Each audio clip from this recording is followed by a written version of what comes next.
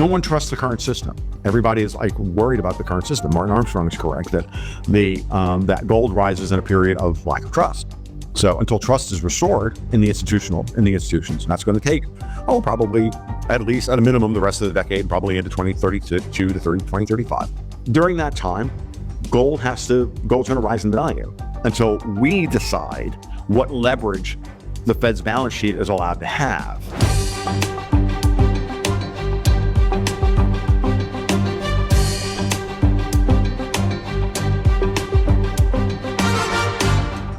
This is Little by Little with Andy Schectman.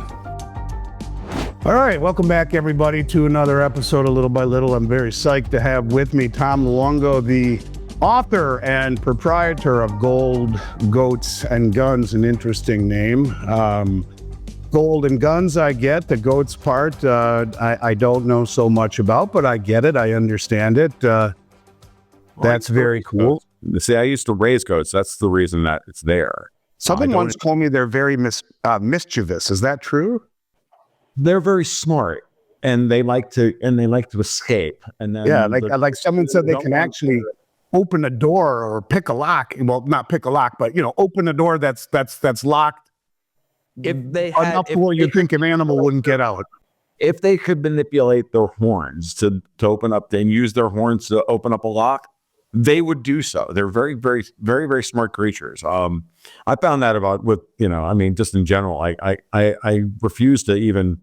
There's so many animals that I interact with are just so much smarter than you think they are. Chickens are really dumb. Like that goes without saying.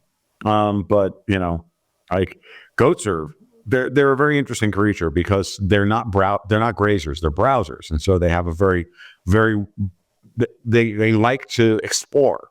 And they like to nibble on things, like to try different things out, because they're not interested in like cows and sheep. They eat steak. To them, grass is steak, and that's all they eat.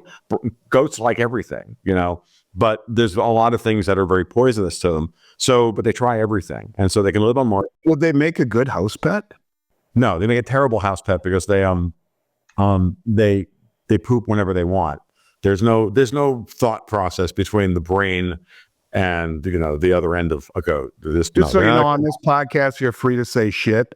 You're free to speak freely if you'd like. Just so we understand. It was mostly inoffensive. I just don't call it shit. It's like, but goat poop is like mostly inoffensive, but you still don't want it on your floor, and you don't want to clean up after it. So this is true. But well, like I said, I'm very, very appreciative that you came on, Tom, and I've been doing a lot of watching your videos to catch up on the things that you think about, and I was pleasantly surprised to see that we are on many things aligned in a very similar fashion. I've over the last year coined the phrase "too stupid to be stupid." Last few years, many of the things that I've seen, that we've lived through, have been too stupid to be stupid. The perception of the electoral interference, the judicial system, two-tiered, the immigration system, the wokeness, the inner cities being overrun with lawlessness and craziness, everything that we've seen over the last couple of years. In fact, I've said I believe the current administration has done more to damage this country than any external foe ever could. It's just too stupid to be stupid. And in watching one of your videos recently, you mentioned that there seems to be a coordinated effort, almost a coup, I think you call it, by British establishment and the Davos elites to undermine U.S. sovereignty. I think I'm getting that right. My question to you is, and it dovetails with being too stupid to be stupid, why has this been happening? And what is or was or has been the goal of these elite trying to undermine the West? Well, okay, we are.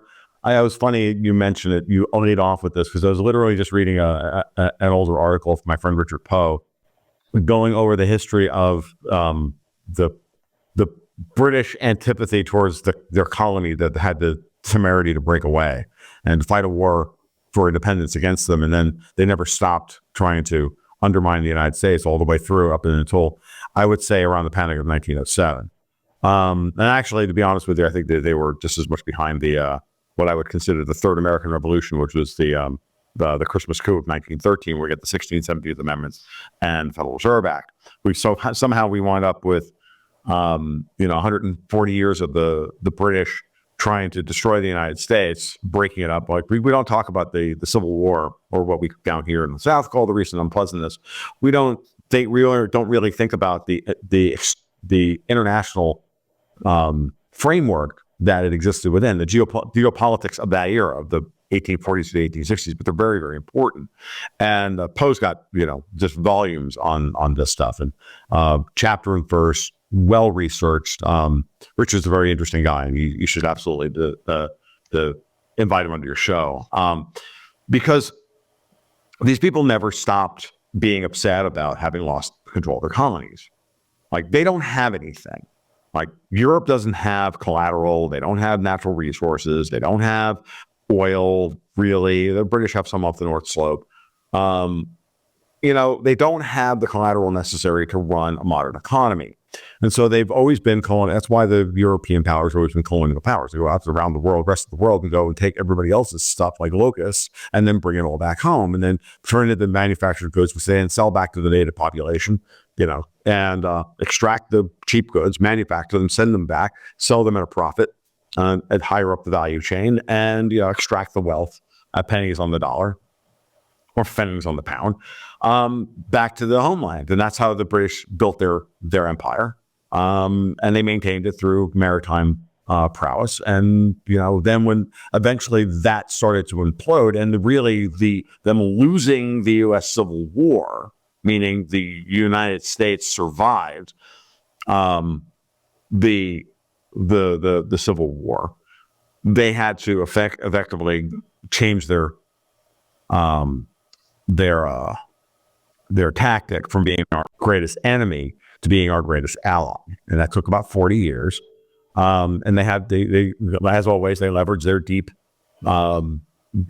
continental relationships here in the United States, no different than what they're continuing to do in places like India and South Africa and other places that they've colonized in the past. You still have a lot of old relationships with those countries, with the aristocracy, or so members of the aristocracy of those countries, and they've used those relationships to continue to have this ability to undermine and influence policy, and effectively use soft power. Now, why would you want to destroy the United States? Well, because you want that money to come home now, and you can't have that. We have a system. A monetary and trade system that is about to collapse. We have national balance sheets that are completely stocked to the gills with debt that's overvalued, probably by an order of magnitude, or by 75 to 80%, and that system has to be collapsed. And there's only one way to do that, and still have a hope in hell of the people who are currently in power remaining in power on the other side of the collapse. The collapse being, of course, that they're going to renege on all the debt. They're going to collapse the system. They're going to default on the debt, but then they have to have secured the collateral to the next iteration, next cycle of this, to be able to sell that to the next round of investors who they already stiffed the first time. So, in fact, think of it this way: I was doing a show last night. I was on with Cedric Gungelman on the Bitcoin podcast, on the Bitcoin Matrix. I finally put it in terms that people would understand. Imagine if Apple tomorrow, right, had to, for whatever reason, because they had a bad couple of quarters or whatever, had to default on their corporate debt, right? We've seen companies do this in the past. They either default on the corporate debt, or they cram down their existing shareholders, and then in order to try and sell the new company, right, with the restructuring plan, well, then they have to be able to do that in such a way they have their future cash flow streams available as effectively collateral to try and rebuild and recapitalize the company. Well, it's the same. It's no different with countries. It's the same process. This way, you just default on sovereign debt as opposed to corporate debt, and then you have to, as a country, you have to be able to secure the collateral necessary to underwrite the new sovereign debt that you're going to write with the new currency that you're going to establish. Well, that's what the Russian-Ukraine war is. That's what Israel-Gaza is. That's what a trade war with China is. That's what bankrupting places like Argentina and maintaining some form of control over Argentina has all been about. It's the same stuff over and over again. So what they really want to do this time is they want to win, after this whole situation collapses, right? And they want to be able to collapse and rebuild, but they can't do so if the United States is not bankrupt first. The United States has to be beaten, broken up into component parts. So Chevron has to be broken up into exploration and refining and natural gas and all in this. It's the same thing. It's a hostile breakup of the it's a spinoff of the old company. It's the same thing. The United States has to be broken up into 5 different countries. Okay, and why that would allow Europe to win was one, just now a broken United States is going to be easier to carve up and start pulling the resources out of. That's one. Two, and their plan for Russia is exactly the same. Now, but the other thing is that during the war and during the period of unsettlement, while the United States is breaking up, well, Russia is breaking up. Guess what? They look, relatively speaking, like the most stable political system in the world. So where does capital flee to during that period of uncertainty? It then flees as a safe haven trade to Europe. Whereas, it doesn't flee to the United States, which is what it did during the last sovereign debt crisis cycle of the 1920s and 1930s, post World War I, which is what happened in Europe. And that money that flowed out of, this is Martin Armstrong's argument, that flowed out of Europe during the 1920s, capitalized the United States, created the Roaring '20s. The money started to flow back out again, but during the early 1930s, which is what started the start of the Great Depression here. And at the same time, of course, a lot of that money also stayed behind to build the U.S. war machine necessary for us to come in and fight World War II on their behalf after Britain and France got themselves involved in the war with Germany, which they couldn't control. So it's no different than what they have now. Now they've gotten themselves involved in a war with Russia that they can't win. They promise all this freaking money and this future cash flow streams to all these very powerful people. And the Russians are putting up a staunch defense because the Russians have been through this with the Brits twice or 3 or 4 or 5 times before. Putin's not stupid. He's told you this multiple times. So you cannot expect their incentives are very simple. They want to survive. They have always survived every other iteration of this. They've always been able to collapse and they use currency arbitrage. We can get into this in a minute, but they've always been able to create and collapse a system every cycle. And they come out the other side smelling like a rose because they always controlled, in effect, they controlled the global reserve currency. Okay, be it the British pound or how they manipulated the gold standard under the British pound system, or the silver system and how they move silver and gold back and forth. And they just leveraged currency arbitrage, and they're both better at it than everybody else because they're the first ones to figure it out in the modern world, and then turn it into a globalist system of global trade and global currency arbitrage. And that's what they've done, and they expect to do that this time. And the problem for them is that the Russians have said no. The Chinese have said no, and the Americans are saying no. And the Americans have been saying no since the first time Donald Trump was elected. So even the British people said no about this over Brexit, and then they had to be friggin' destroyed. And it gets a little bit more complicated when you realize that there are continental powers in Europe, and then there's Britain, and they don't particularly like each other. But, for the big picture, for the first phase of this, they're on the same page. Destroy Russia, destroy the United States. When that's over, then they're going to fight amongst themselves as who's going to pick up the spoils afterwards, and then you damn well know that they're going to fight amongst themselves for the Britain because there's no love lost between the British and the French. There's no love lost between the French and the Germans. There's no love lost between the Germans and the British, and so they're all going to be stabbing each other in the back. But that fight's only going to matter ultimately if Russia and the United States are destroyed. And by the way, the Italians have checked out on all of this, just waiting for the dust to settle, and then they'll just latch themselves on to whoever decides they want to run the world, and then the Italians will make money on the schneid in the background, because that's what we've been doing. Because that's what my people have been doing since the fall of the Roman Empire. You think Trump wise to this? You understand it? It's this stupid idea running the world. Is Trump wise to this? Yeah. Does that by extension mean Putin is wise to this? It's the other way around. Putin was more wise with than Trump was. Why do you think they didn't want Trump and Putin to speak during his first term? Putin has made this abundantly clear where he knows what the problem is. He knows that the United States is the biggest military. He knows that the United States has an intelligence agency, an intelligence apparatus, and an economic engine that fuels all of this. But he also knows that it's not really our foreign policy. Our foreign policy has been subsumed by a bunch of globalists who are traitors to the United States, either working for the British or for Europe, depending on who you map to. When you do the map, you've got people like Lindsey Graham and the John McCain wing of the Republican Party and even the Democratic Party. Those people they all map to British neoconservatism, and then you have the Obamaites, and they all map to the European Union, what I would call Davos, and no, those are two distinctly different groups of people of would-be oligarchs. They want similar things. They want to have the same. They want to implement the same system. They don't really. They're going to fight. Like I said, they're going to fight amongst themselves as who's going to rule afterwards.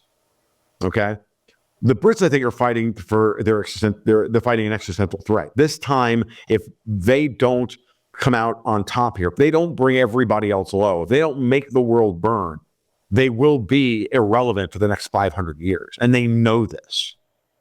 Europe, depending on which part of Europe you're talking about, Eastern Europe will gravitate back towards the Russians. Germany can easily stand on its own if it wanted to. The whole of Central Europe can stand on its own if it wanted to. France is a mess, and they deserve whatever they get because they continue to think that they're a colonial power that matters. And but at the end of the day, if you really look at history from the standpoint of someone's always playing a divide and rule game, the people who are always running the divide and rule playbook at every level are the British. Then sometimes they draft the French into their plans, and sometimes they draft the Jews into their plans, and sometimes they draft the Germans into their plans, and sometimes they draft the Turks into their plans. They've even tried to draft the Russians into their plans, and they failed to convince the Tsar during the Civil War. And then the Tsar literally betrayed them. And even it's like Nicholas, I think I was reading just now with Richard Burns, like, no, really, he was actually negotiating with the British and giving them lip service, and then sent the fleets to New York and San Francisco to not allow the blockade, the Union to break for the South and the British to break the Union blockade of the southern ports. Like, he did it on purpose. And the British have never forgave the Russians for this. So let me ask you a question. A lot of people talk about ending the Fed, and I agree with you in something you said that, the Fed kept rates high longer than I think the current administration would have liked, especially into the election. Some people said, the pivot or the lowering the rates, in November or October or whatever month it was, September rather, was political. And I agree with you. It wasn't political. If it would have been political, they would have lowered them back in March. So my question to you is the Fed on the side of Trump here? Where does the Fed fall into all of this in terms of the grand scheme of things, in terms of this plan? Where's the Fed in all of this? Sure. The Fed rate lowering interest rates by 50 basis points in September was political. It just wasn't to get Kamala Harris elected. It was to ensure that Kamala Harris wasn't elected. Right. By not cutting rates in July or June in the previous two meetings, or even in March. If Powell wanted Kamala Harris to be reelected, he would have started cutting rates in January or March. The Biden administration never wanted Powell to raise rates at all. The Biden administration didn't want Jerome Powell confirmed for a second term. Let's dispense with all the bullshit. Okay. We wanted Lael Brainerd, the modern monetary theorist. Right. That's what they wanted. And, many people have tried to play the gotcha game with me. Well, Biden renominated Powell. I'm like, yeah, after 6 months of stringing him along and trying to stop his reconfirmation, which should have been a rubber stamp back in October of 2021. Why did this happen? Why did this wait until February 2022? You don't know what you're talking about. People like they have a little bit of knowledge and they think they're going to win this fight. I'm like, and I documented all this shit as it was going on. I literally was writing blog posts every day, doing interviews with people, and I go, here's the twist and turn. Here's this. I've got it all on record. I was like 3 steps ahead of the Biden administration the entire time. The insider trading scandal of late 2021 was meant to get Powell. It got Kaplan, Carita, and Rosengren, the 3 biggest hawks on the Federal Reserve Board. Couldn't get Powell because, Powell just said, you know what? Close the fucking door. I mean, Jay Powell at the end of the day just said, nope, sorry, you're not getting me. Jamie Dimon wants me to stay in power. Like, that was your tell that the big banks were like, we're done with this. So where is the Fed in all this? Well, the Fed is doing what the Fed always does, which is to protect the commercial banking system of the United States. Because that's who the Fed works for. Because that's who owns the Federal Reserve. The 12 regional Federal Reserve banks are owned as the major banks in those regions are all the shareholders of those 12 those banks. So at the end of the day, the New York Fed is owned by Goldman Sachs and JP Morgan and Morgan Stanley and Bank of New York Mellon and blah, blah, blah, blah, Citigroup and BofA and all those guys, right? So in a world where a plan for programmable central bank digital currencies, where we don't need a commercial banking sector, right? So you do away with the 2-tiered monetary system.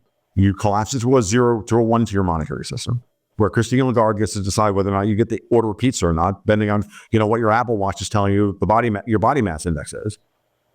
And then and that's the way that works, folks. And that's the ultimate social credit system. And by the way, that I don't know if you watched the Joe Rogan interview with Mark Andreessen that they did over the weekend. If you haven't watched it, everybody should watch that. It's worth every minute of your 3 hours. And Andreessen speaks almost as fast as I do, so I don't recommend you watch it at 1.5 speeds. You want to understand a word the man says, and everything he says is very, very, very important. So take the time, spend the 3 hours, go through the whole thing, and think through the implications of everything he talked about. So through outsourcing and through backdoor privatized means of political pressure on banks and on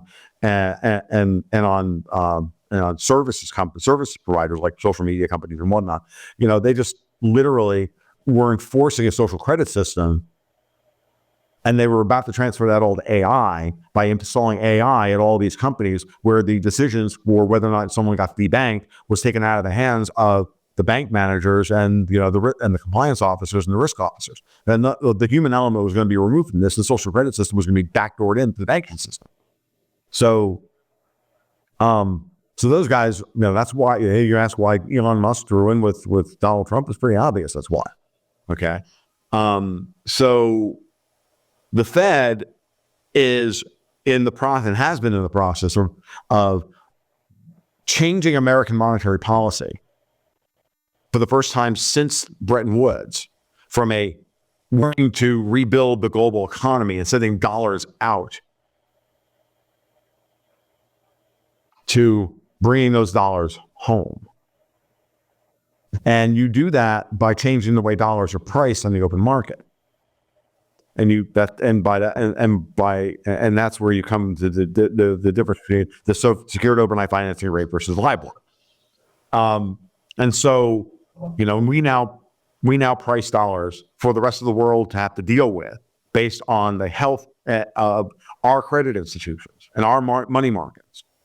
And so there's no reason to get rid of the Federal Reserve at this point. They're doing the work they're doing our work for us. We don't have to go to a hard money standard. That's a stretch goal. Let's get American monetary policy working for Americans. That would be novel. And so while my libertarian brethren are not wrong that central banking is anathema to private property rights and 100% reserve banking and all this, and yeah, that's great. It's all lovely. It's all wonderful. I agree with it philosophically. The world as it's currently constituted is built on a completely different system, and so you're not going to hard right turn to something else tomorrow. Meanwhile, the other central banks are still in place. And why do you think the British were able to continue to run a mercantilist con job on us all throughout the first 150 years of our history? one of the things that, my friend, I invoke Richard Poe again. I was just thinking about this as this just popped into my head as we were going back over this. Richard's talks about the trade surplus that the Brits ran, the continental Europe ran against the United States, and they were able to use that to control our foreign policy and our domestic policy and everything else, and to continually undermine us from within. But how did they finance that? And they financed it not just because of tariffs, which they were using as well, but they were also using the central bank to print pounds into the market and destroy their own. And effectively what they were doing was they were hollowing out the British economy at the same time as they were rapaciously trying to colonize the world. And when when Lincoln won the Civil War, it was actually the death blow for the entire British system. It just took another 40 years for it to finally, collapse completely. To the panic of 1907, which then eventually gives us the Federal Reserve, and then gives us World War I and World War I, and all of that stuff after that. So there's your answer as to what would it look like if we got rid of the Fed tomorrow. Because the Fed right now is the steward of the dollar. The dollar is the world's reserve currency, and we get rid of the Fed tomorrow, we're literally handing control over our monetary policy to, one, our politicians, which we have a completely broken political system. We can thank the British for that. We can thank the French for that. We can thank we can thank the Chinese for that. We can thank the Russians for that. Like these years of these feckless fucking communists trying to destroy our country from within, going all the way back to the 1930s. Comintern never ended, folks. It just went underground. And so you need, at that point, you need to have, in a war of central banks, you need to have their army. It doesn't make any sense to me. It's like, oh, we're going to fight a war, so we're going to go into a war where they've got nuclear weapons, and we're going to go in there with pixie sticks or M1 Garands. Hey, we'll even get them M1 Garands, but these guys have nuclear weapons. We have M1 Garands. Like we're gonna take our nuclear weapons off the table. So guess who's funding that argument at this point in time? Who do you think is amplifying the Google search algorithms and the YouTube algorithms and the discussions on, previously discussions on Twitter? Who's running all those bot accounts and those sock accounts? Who's writing those articles for the Financial Times and all the rest of it, saying America needs to just go through national divorce? Dude, I got news for you. That's all coming from external actors who are trying to break the United States up from within. Why? Because again, let's really ask the big question. Who in that scenario guarantees the $136 trillion worth of national debt? And I said before the election, I said, it doesn't matter who wins this election, they're going to run the secessionist playbook. And what they're going to do is it's going to be either Harris is going to win, it's going to force the red states to go, this is fucking intolerable and we're out of here. Or the bicoastal liberals are going to go, this is intolerable. We're not going to be ruled over by creamsicle Hitler. The fucking election results weren't cold, and Gavin Newsom was talking about was floating secession again. Same thing's coming out of New York. We're hearing the same shit that we heard in the 1840s, where the British were literally in there stoking secessionist vibes amongst the Southerners. Except I wonder how many people are hip to listening to it now, where they might have been a few years ago. Yeah. Oh, I mean, look, it's been building within the libertarian community for years. Now, I'm telling you, I'm close enough to what's happened within libertarian circles to realize that, there is no such thing as a left libertarian. Okay? There isn't. Left libertarians are Trotskyites. These open borders, degenerate libertines are not libertarians. They're libertines. They're degenerates. They always have been. And they destroyed the LP from within. And then we got, the shit show that we got over the summer with, Chase Oliver and, whatever happened at that thing, and the failed attempt by Dave Smith to win the thing, because he went in there with his philosophical. I think Dave went in there with with all the best intentions. Don't get me wrong. I think the Mises Caucus was trying to go in there and do the right thing, but I also think they went in there a little either naive or unarmed, because they were disarmed by their own philosophy of not fighting to save their own organization. And I've gotten to a point, Jack, where I'm like, I feel like, I've said this before, I feel like that moment in Fight Club when Ed Norton's beating the crap out of Jared Leto, right at the midpoint turn of the story. And it's not I wanted to destroy something beautiful, which is what everybody remembers from that scene. It's while he's beating the crap out of him, he's like, I'm beating him up. I'm doing this for every panda that wouldn't fuck to save its own species. That's what we're dealing with. We're dealing with a learned passivity. We're dealing with people who have been tricked into believing that pacifism is the height of civil. Let's roll over and take it. Roll over and take it. Yeah, that civil disobedience is you just stand. No, you don't. Like, it's nonsense. Well, I understand that, though, because certainly there's been... I'm Italian. I'm Italian and I'm Sicilian. I fight for my future. I'm well, sorry. You should. And there's been certainly a lot of divisiveness and name calling and focus put on people who stood up whatsoever. They were branded and labeled, chauvinist or bigoted or sexist, racist, misogynist, ableist, and I'm at this point, I'm like, yeah, whatever. Like, I don't care. Call me everything you want. I'll that's agree. why I moved to Florida. I left Minneapolis and voted with my own 2 feet. So kind of along those same lines, Tom, and you're a fascinating guy. I can just put a quarter in you and you go. I like that. Makes it a lot easier. Believe me, I get accused of doing that too when I go on shows too. I just go. But I like your take on things. It's an angle I haven't explored enough. I know this is something you've talked about as well, and so had I, and that is that our friend Jerome has stated that there's room for more than one reserve currency in the world. And given that, what do you make of Trump's stance on imposing 100% tariffs on BRICS nations if they attempt to create a new currency or back one to challenge the dollar? Is it possible to sanction or tariff the entire non-G7 world, or is this going to backfire? I don't think he's actually going to do it. I think this is Trump. He likes to talk. He likes to talk a lot.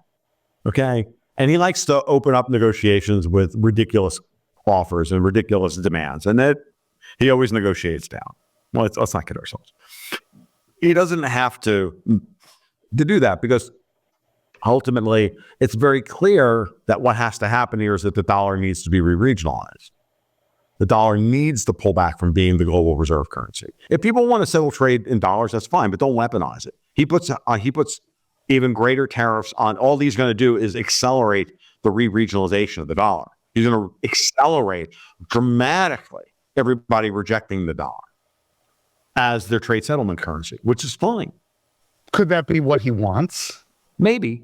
I know that's part of what he wants. I know that's what Powell wants, and that's what SOFR is all about. That's why I remember when I first, it was funny when I first gestated the idea that, oh my God, I was a doctrinaire, and the Fed libertarian in May of 2001, but then on June 21st, 2021, when we raised the reverse repo rate 5 basis points above the Fed funds rate and started draining the Eurodollar markets, I'm like, what did this mean? And at the very next meeting, he created the foreign repo facility. So we had money draining into the domestic reverse repo facility. So that was raising cash balances domestically in the bank, within the banking system. At the same time, he was cutting off foreign central banks from access to our domestic repo markets, which was happening anyway, because JP Morgan at that point, which is what started the repo crisis of 2019, JP Morgan refused to repo European sovereign debt as collateral, take European sovereign debt as collateral, at par. They were, I don't know if they were outright rejecting this, or whether they were, offering a 25 or 30% haircut over the value of it, whatever. And so that's what eventually, created the SOFR blowout and the repo crisis of 2019. But that was kind of a necessary thing that had to happen. So what Powell did then was say, okay, if y'all want to, get dollars, and if you need to get U.S. Treasuries, you got to get them from me, and you got to get them through our facility. And so he, in effect, created a kind of Chinese, I would say Chinese wall, but he created a wall between the American commercial banking repo system and the foreign banking system. Now, remember, this is all 6 months before SOFR becomes the law of the land, where every new debt instrument issued in the United States will be indexed to SOFR and not LIBOR, because that went into effect on January 21st, 2022, which is also why the Biden administration wanted to get rid of Powell.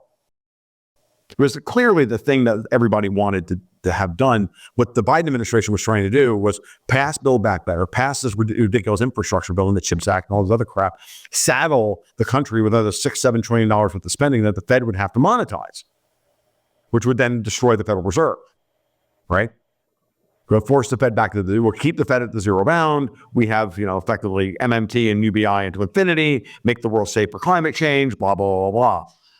That was the plan, and Powell refused to go along with it. So he started the process of stealth tightening then, and then started walling off the dollar flows in such a way that there was now separation between domestic markets and foreign markets for U.S. dollars. And in fact, creating, not I would say closing our capital account, but putting up guardrails around it and starting to put the barriers around the way capital was going to flow, creating, pathways that capital could and could not enter the country, specifically in order to start the effect of the transition of, as opposed to sending dollars out through budget deficits and money printing, we're going to start bringing that money home. We're going to let that money circulate here. It's not going to go out anymore. Whatever's out there is going to start coming back this way. Whatever debt gets paid off is not going to come home. We don't care. You're a Turkish importer you're a Turkish exporter of friggin', I don't know, grommets or whatever, and you got to buy friggin', not that anybody buys fucking brass from us, but let's just say you're a Turkish grommet maker and you're buying brass blanks from the Americans, and you take $1 of loan out, or you're not buying it from the Americans, you buy it from somebody else, you're taking $1 denominated loan out. When you get done with when you get done with that loan to expand your grommet factory as the Turkish guy, you're going to pay them up, and then those dollars are extinguished, and no one gives a shit. We don't care. The money's not coming home. It's not going to create incipient inflation at home. It's not going to do any. It's just going to extinguish those dollars, and the whole dollar-based system, the Eurodollar system, will be drained of its vitality. And it's also drained of its leverage. And that's why 5.5% interest rates were so very friggin' important, to start reversing the leverage process. We had to start taking away the leverage within the Eurodollar system. The Eurodollar system wasn't just a whole bunch of dollars floating around the world. It was the fact that those dollars were nearly infinitely levered during the 10 years worth of free zero-bound interest rates. There's no cost to leverage at that point. You can go buy dollars for nothing from Janet Yellen and Ben Bernanke, and then you can go lend them out and privately through the shadow banking system and make 300 basis points on that shit, and buy elections, and the CIA loved this, MI6 loved this, Mossad loved this, everybody loved it. The Chinese loved it, we loved it, everybody nefarious in the world loved it. George Soros loved it because then he could buy flash mobs in California, and he can do the pushing million man pushing march in fucking Washington D.C. and all the rest of it, and all that shit's downstream of. Oh, and then Disney can give us Black Snow White and the 7 vaguely multicultural short guys, and all that crap. All that was funded with zero-bound money, every goddamn bit of it.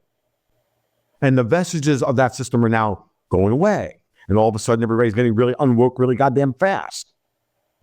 But that's not why Powell did this. Did Powell do this because of Triffin's dilemma?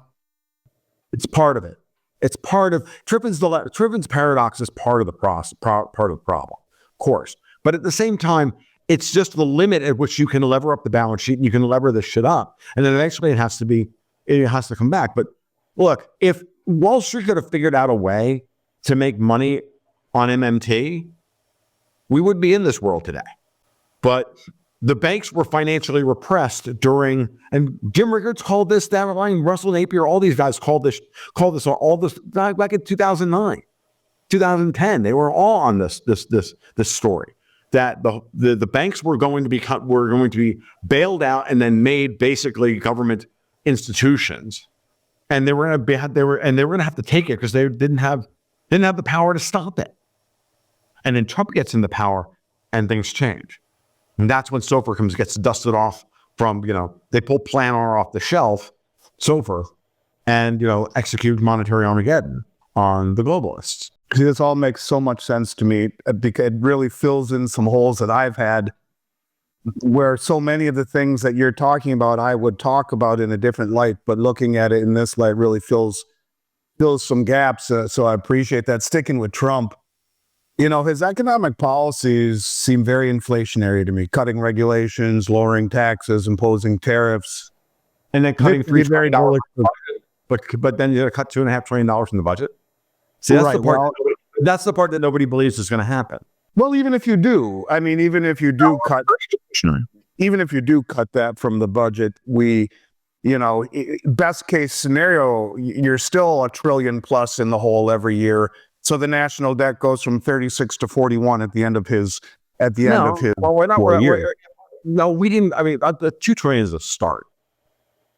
Seriously, it's a start, and it's going to be cut from. And the way it's going to be cut is like the money's going to stop flowing on Monday, or metaphorically speaking, which is the day after the inauguration, because the first executive order that Trump is going to issue is a review and an audit of all the friggin' money, DoD contracts, NGOs, this, that, everything else. All that money's going to stop flowing, and they have 90 days. They have on average 90 days in the bank account, and these audits are going to take the entire first half of the Trump administration. So that money's not going to flow. No, wait, that's the important part. The rest of then there's going to have to be tax cuts, and again, it depends on what kind of inflation we're talking about. Yeah. Everybody likes to lump inflation into one big number called the CPI or whatever it is, and inflation takes many forms. It's not real.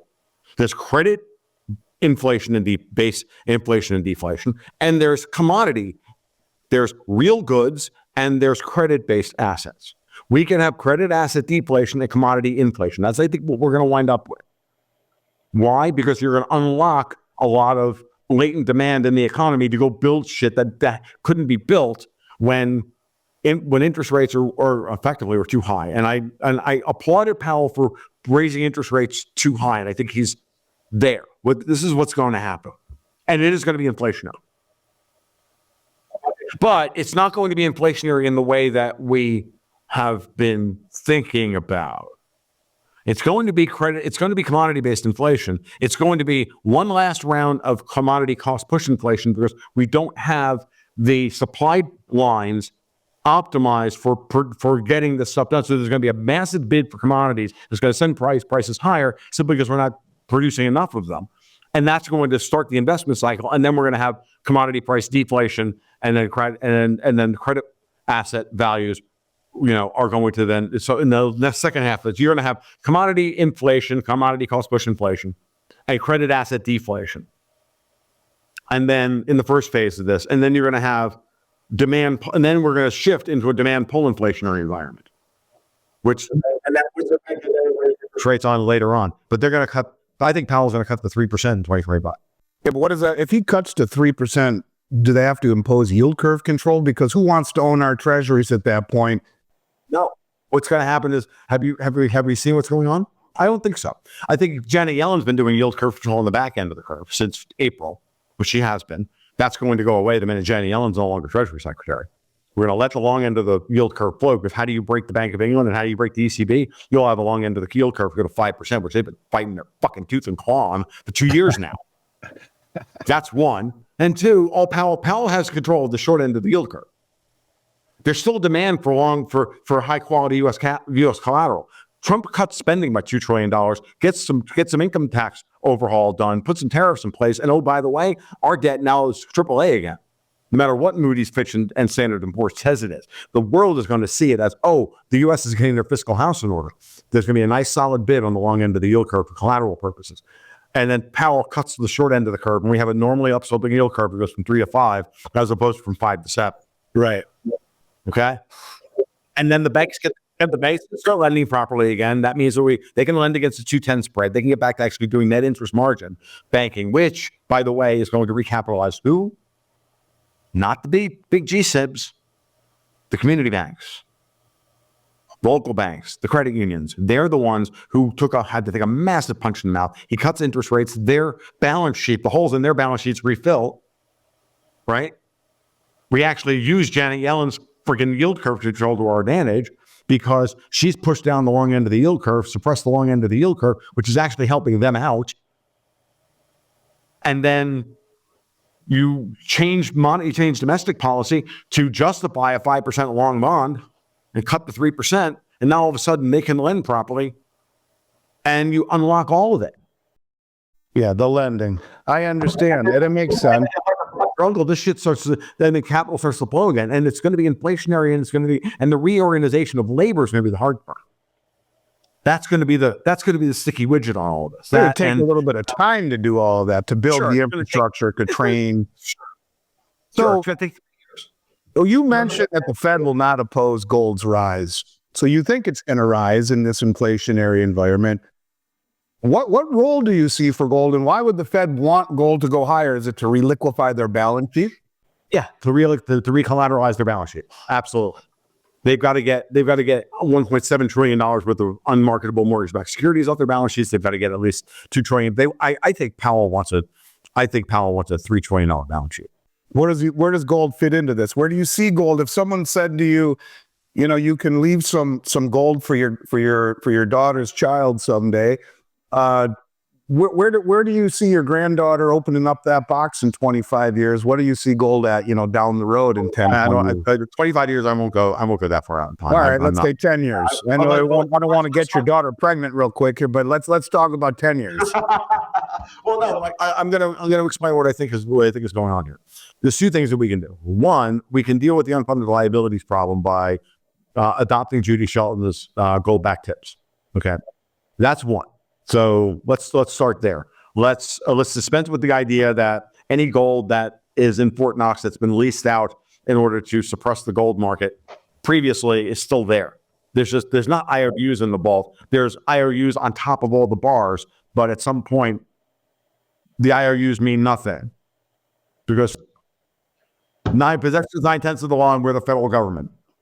Okay. Now that that's cleared up for everybody, again. You can choose to disagree with me about that. And if you do, fine, then make a counter argument.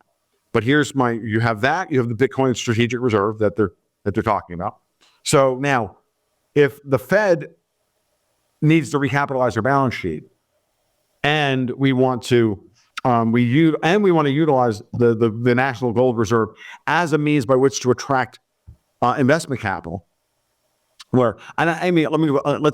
back up for a second. I want to throw Judy's. I love Judy. I'm going to have to try and get her on my podcast.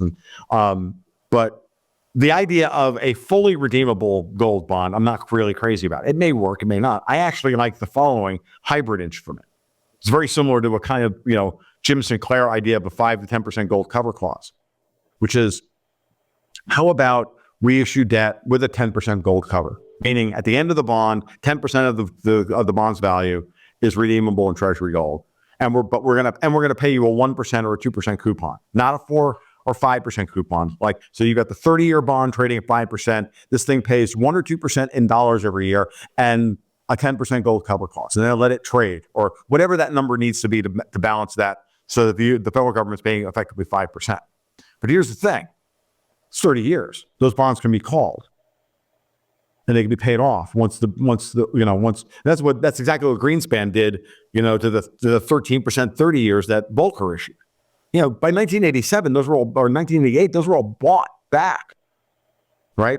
And they were bought back at 140% of face value, sure, but he wasn't paying 13% for the next 23 years. There came a point where he just said that's enough, and then reissued them at 6%. And he used the money to reissue at 6%, and that was the better yield. And we'll do something like that. That's the first part. One that keeps dollars flowing, right? And then who's benefiting here? Now the Fed can turn around and go, okay, let's let the price of gold rise 5, 10, 12% a year. Bond investors are happy. They get 2% cash flow, right? And they have an appreciating asset that's giving them a 12 to 15% yield, which is also then raising the value of the gold we haven't lent out against in value, and on the Fed's balance sheet, which is now recapitalizing the Fed's balance sheet. And that's where we are. And right now, the Fed, what is what's the value of our gold? Like $700 billion? I guess a $7 trillion balance sheet? Like roughly speaking. So the question now is the following. No one trusts the current system.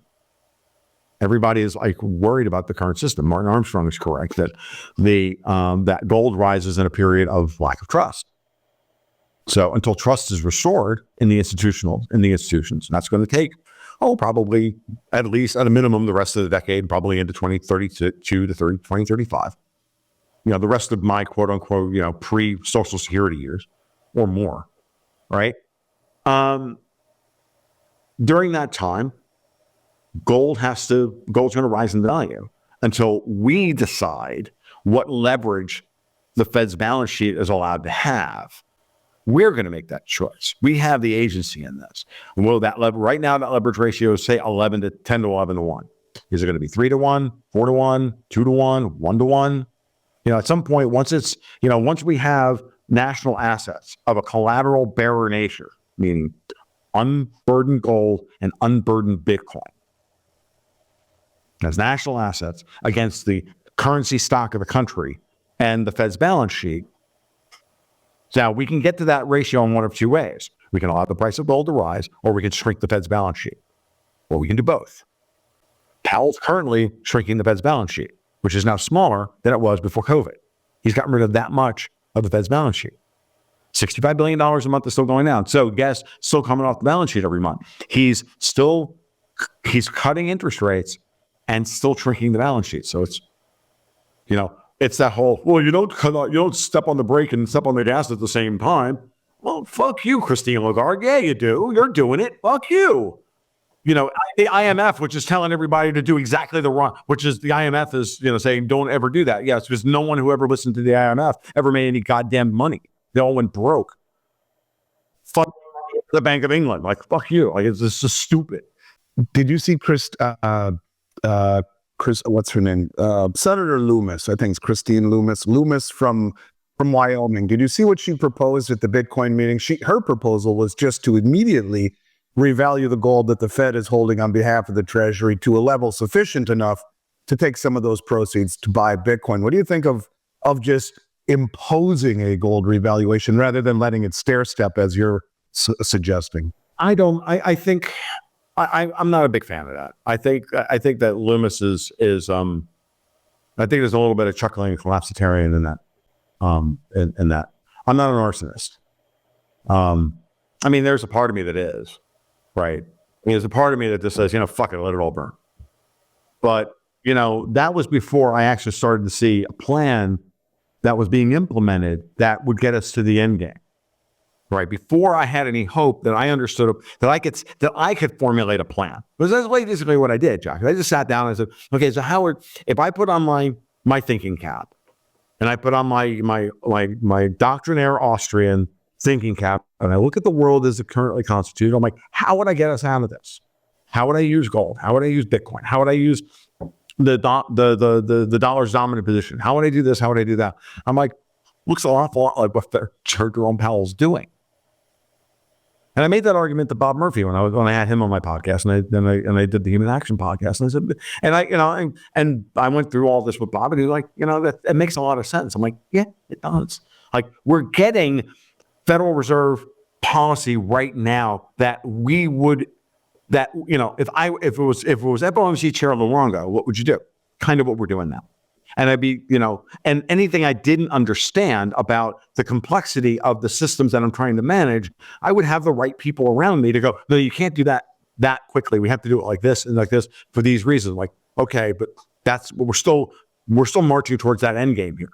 And they're on the other side, and at the same time, they're all going to say, and you have the problem that you don't control the Treasury. And I'm like, yeah, we don't. So we need to control the Treasury. How do we do that? We bankrupt Janet Yellen. We force her to play the game of chicken of, I'm going to issue all this new debt at 1 and 2 years and 6 month T-bills and all this other stuff and force you to roll over at higher rates. And I'm going to use the kept media to amplify the fact that you're trying to bankrupt the country and the country's all going to explode. No, it's unsustainable. No. Fine, fuck you all. So I'll start cutting interest rates after I've secured political control over the country, which is exactly what Powell's done. We have sovereigntists, in my view of the world, got monetary control of the system under Trump. Implemented SOFR, implemented all of this stuff, put Powell in charge of the Federal Reserve, raised interest rates, got a second term for Powell, and they've been in monetary control of the country. But the shitbags over in Europe, the old colonial powers of Europe, they have political control over the United States, and they've been fighting us tooth and claw. And when you see it that way, you can now see that Janet Yellen and Jerome Powell don't have each other on speed dial. No, it makes you feel like Trump and Powell have each other on speed dial, though, and have absolutely did. And moreover, Jamie Dimon has been the guy running interference between the two. And I've been watching Dimon like a hawk for 2.5 years, and Dimon has been supportive of everything that's been happening. And he's stepped in, and every time that Yellen has tried to go and cut a deal with China or make a deal over here or do something else and undermine what Powell is doing, I noticed Jamie Dimon getting on a fucking plane and going to Beijing or going to Europe or going to Davos or going here or making a statement. And every time it was, I'll give you a perfect example. Right after Janet Yellen's Magic Mushroom Tour, where she went to China and begged them to, this was all bound up in Ukraine and all this other stuff. So it's really, really complicated. It would take me 20 minutes to set this up in totality, what was actually going on that week. It was the NATO summit in Ukraine and all of this stuff was happening. And then it didn't, and it all fizzled. And Yellen goes to China that weekend and gets the Chinese to agree to buy U.S. treasuries because they couldn't secure Ukraine coming into NATO at the summit. It all happened at the same time. And then 2 weeks later, fucking Jamie Dimon goes to Beijing with this big freaking investment conference that he puts on. Yellen goes and she's met over there. She's met by some third class. She's met basically by the janitor. and then she's shuttled around, and then they spike her fucking tea and all the rest. And Jamie Dimon goes, who meets Dimon at the airport with the red carpet? She or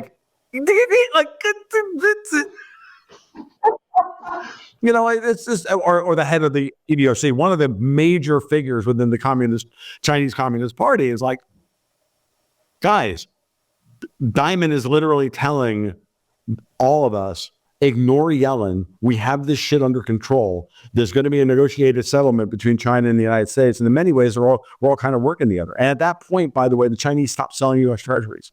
And they haven't sold U.S. treasuries since then. You know who's been buying them since then? The UK and Ireland and Cayman Islands. Ireland, the Caymans, the ECB, they bought over $1 trillion in U.S. treasuries over the last 2.5 years to blunt the rise of the long end of the U.S. yield curve and to prop up the euro, which every day now looks like it's springing that dam is springing another leak. And eventually Christine Lagarde is going to run out of fingers to get trapped in little Chinese finger traps that Jerome Powell keeps laying out for. It's great. Tom, brother, I got like 6 more questions to ask you, and I'm not going to be able to do it this time. We're already at an hour. I mean, I definitely need to have you back on because there's so much that I want to dovetail into this. Talk about things like how the stable coins are we did all that. Some respects, supporting the legacy. A lot of things I want to talk to you about. I mean, there's truthfully, like, it's very obvious. Like, I've done other podcasts where I've covered this in recently. I did fucking 5 hours with the media yesterday. It's crazy. But what's funny is, like, it's so very obvious that, like, Tether has been blessed by the Fed to be a hot sink for short-term treasury demand and to help liquefy the money markets and have Bitcoin be the collateral. It's so very obvious. And USDC also, which is kind of owned by Goldman Sachs and those guys, they're all doing the same thing. They're all loaded with short-term treasuries. These are things I want to talk with you about, but I know we don't have enough time. I'm going to ask you to come back on real soon and pick up where we left off. So much is unfolding. I did want to ask you one question completely off the cuff that to me, I think you'll enjoy more than any of the questions I asked you. You're on you're stranded on an island with two other couples, people you love, couples that you guys hang out with and just love them. You get one board game. What's that one game that you get to play? What is the one board game you get to play? Because I'm going to go out and buy it, whatever it is. The problem with that is that my wife hates playing board games. Oh, that's a problem. I'm stranded on a desert island with my wife. My wife doesn't want to play board games anymore. She doesn't want to be in any kind of competition with me whatsoever. It just brings out all the worst shit within our, 32 years of marriage. A lot of shit. That's where it all goes up in smoke over the Monopoly board. If I had one game that I'd want to play over and over and over again for the rest of my life, oh God, that is a difficult question. I mean, someone who's got 140, 150. I have 150 board games. I have so many, it's not even funny. But I mean, and I would say it's not even one of them that's on the shelf behind me. I would probably go with what is currently my favorite game, simply because I think it has the kind of staying power that I won't get bored playing it. I mean, a lot of games that I play online, I play on Board Game Arena all the time, and I play a lot of games that I really like. But I mean, they're better played like online, where I can just play turn by turn and have the game evolve over a couple of days. But to sit down and play, if there was one board game I'd want to play more than anything else, 100 times. It'd have to be Brass Birmingham. Brass Birmingham? Brass Birmingham. And I'll tell you, and I'll put it in the chat. It's the number one game on Board Game Geek. For once, you'll actually see me not go way off the... and the reason is that it really is one of the great... Brass is one of the great games of all time. The original game called Brass was designed by Martin Wallace back in 15, 18 years ago. Birmingham is a slight reimagining of that game, and it's a better game. They're both great games. Birmingham is that much better because it adds another layer of complexity, which then adds another layer of strategy and depth to it. It's a route building game. It's a simple route building game. But in that respect, and it's not, but every time I play Brass, the game is different and yet similar. And every game is, the more you know the game, the better the game gets. The more you know the player's tendencies, the better the game gets. What we call Euro games generally aren't like that. They generally are, in many ways, a kind of multiplayer solitaire. Brass enforces a layer of player interaction that is durable and necessary. And then you start trying to tease out, well, who's going for what strategy here, and who's but it's being a simple card game where you're getting blind draws off the deck, and you have to both be tactical and strategic at the same time. You're never going to approach a game of Brass the same way every time, because you can't. Kind of sounds like the way that you would analyze the economy or analyze this entire world. It actually is a completely dry, to the bone economic game. In that respect. Right on. Well, I appreciate that. But it's also a game of. I have to. If I play this tile, I'm going to score 7 points, and I'm going to give my opponent 2 points. Do I want to give him 2 points? Is this is this move worth it in the long run? Or I'm going to give him 3 points now, but if I don't if my strategy doesn't pan out, I'm giving him 3 points and I've only got one on the board. How am I going to get the maximum number of points out? If that level of complexity exists within that game, and it does so with a very simple what we call core mechanic, which is you discard a card to take an action.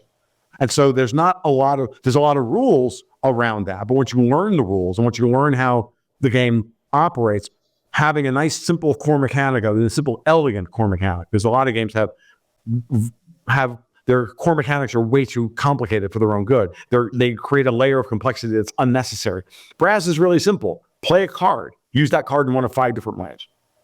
Yeah. No, I mean, again, it just sounds like trying to analyze the complexity of this entire It's a very, very, it's an excellent game and truly elegant, and it's well earned now to be amongst board gamers the most highly considered game out there. There are a lot of games in the top 50 on Board Game Geek, which is the site we all hang out on, that are not particularly good. There's a whole lot of, I backed in my Kickstarter and it sold 30,000 copies, so it gets 30,000, 10 ratings, even though the game's shit. There's a lot of that. Brass doesn't have that. And it just seemed to me this was the proper question to ask. And I don't know anyone who doesn't, except maybe your wife, who doesn't love board games. But I guess if you've been made to play over and over and over again for 35 years, it could be a bone of contention. Tom, you're a gentleman, and I enjoy having you on a lot. I'm going to ask you to come back on again and pick up where we left off. But in the meantime, what's the best way for people to check out what you're doing, and the best way for people to find out a little bit more about you? Sure. You can follow me on Twitter at TFL1728. My initials, ThomasLuongo, 1728. And, you can follow me on Patreon at Patreon/Gold Goats and Guns. And of course, you can follow the podcast and the blog over at goldgoatsandguns.com. TFL, what was the number? 1728. All right, we'll put that on there, and we'll put all these in the show notes. Keep doing what you're doing, man. We need more people like you who say it like it is. Jim Sinclair is a very good friend of mine, God rest his soul, and his partner, Bill Holter, one of my dear friends. And both guys always told it like the way that it was. You mentioned Jim earlier. And I'm always like dealing with people where I know where I stand with them. And I like people who say it like it is. You are definitely fit the bill there. And I really have enjoyed getting to follow and know your way that you think. I think more people need to check this out. If I have anything to say about it, they will. And I will make sure people check out what you have to say. And until next time, I look forward to picking up where we left off. But I wish you and your family nothing but the best in the holidays and a very happy, healthy new year. And be looking for me to reach out to you and do this again sometime after the first of the year. Appreciate it, Jack. It was good to meet you. It was fun. And just one final note, Jim was a mentor. I got a chance to meet him once, and emailed him a few times over the years. But without Jim Sinclair, I'm not here. Yeah, he was a special man, and it meant a lot to me as well. Tom, all the best to you, brother. Again, thanks again. You were fantastic, and we'll do it again. Thank you, Jack. Take care now. Little by Little with Andy Schectman.